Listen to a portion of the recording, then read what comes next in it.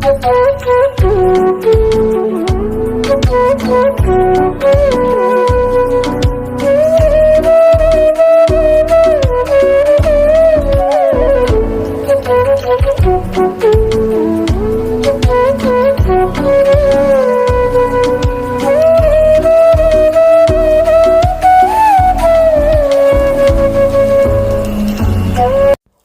guys, welcome back to my YouTube channel. ඉතින් ඔන්න අද මම හදන්න යන්නේ කුකරි vlog එකක්.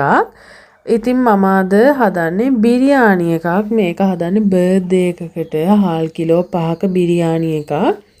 ඉතින් දැන් මම මේ ඒකට අවශ්‍ය කුළුබඩු ඔක්කොම බිරියානි මසාලා එක හදා ගන්න අවශ්‍ය ඔක්කොම කුළුබඩු ටික කබලේ බෙදගෙන දැන් කොටා ගන්න තමයි යන්නේ. ඔයාලා දකින්න ඇතිනේ ඒකට මම දාපු කුළුබඩු මොනවාද කියලා. ඉතින් මේ තියෙන්නේ චිකන් කිලෝ 4ක් ගත්තා. ඉතින් මේ මම දැන් දාන්නේ අර හදාගත්ත මසාලා එක. මේකට මම ගත්තේ චිකන් කිලෝ 4යි හාල් කිලෝ 5යි.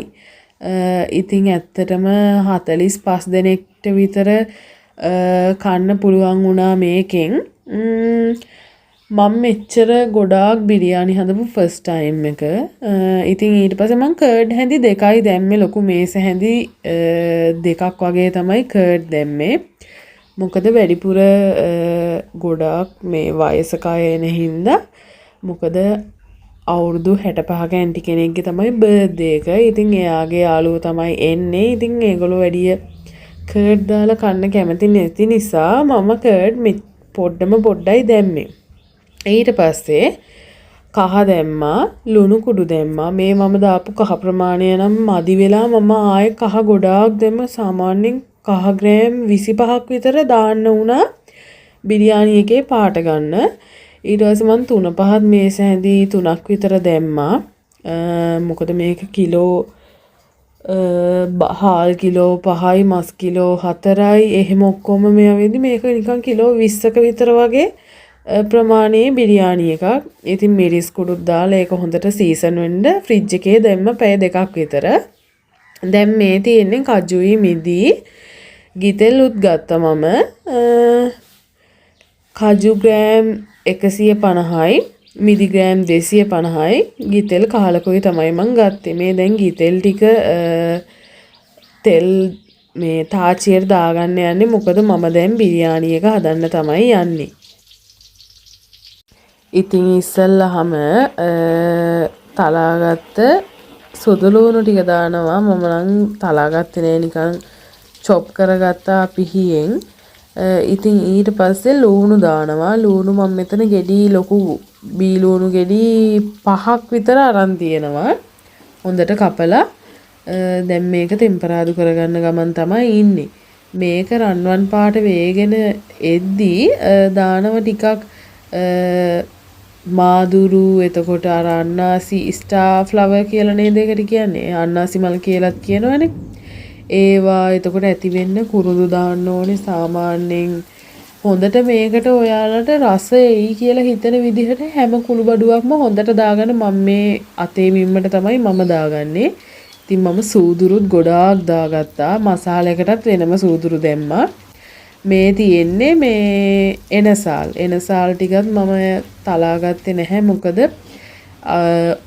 මේක දැන් චිකන් එකටනේ හදන්නේ. ඒක චිකන් එක හදද්දී අර හොද්දේ නටද්දී ඒක ටිකක් ලොකු වෙලා පුපුරනවා. එතකොට හොඳ රසක් එනවා.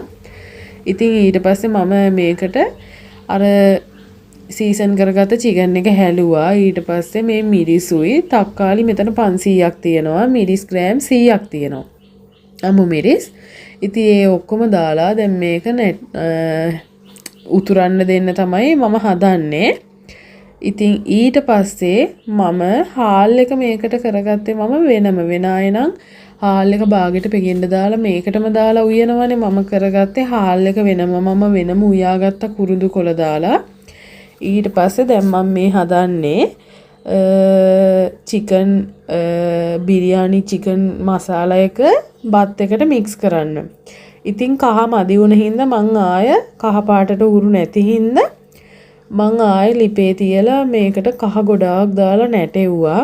ඉතින් මේ තියෙන්නේ මම දැන් මේ බිරියානි එක මික්ස් කරගන්න විදිහ. ඉතින් ගයිස් මේකට මං ගත්තේ කේඩි සම්බා. මේ තියෙන්නේ දැන් අපි හදාගත්ත බිරියානි එක. මේකට අපි තව බිත්තර අර රයිතා එක ලුණු රයිතා එක එතකොට මම තව මිංචි සම්බෝලේ ඒ ඔක්කොම හැදුවා. ඒව නම් මේ වීඩියෝ එකේ නැහැ. ඉතින් මම මේකට ඊට පස්සේ ලුණු කජු මිදි ආයෙ බෙදලා ඉස්සා. ඉතින් ගයිස් මෙහෙම තමයි මම මගේ බිරියානි එක හදාගත්තේ. ඔයාලටත් හදන්න පුළුවන් මේක බලාගෙන.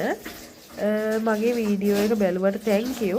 එහෙනම් තවත් දවසක තවත් ලස්සන වීඩියෝ එකකින් හම්බෙමු. bye.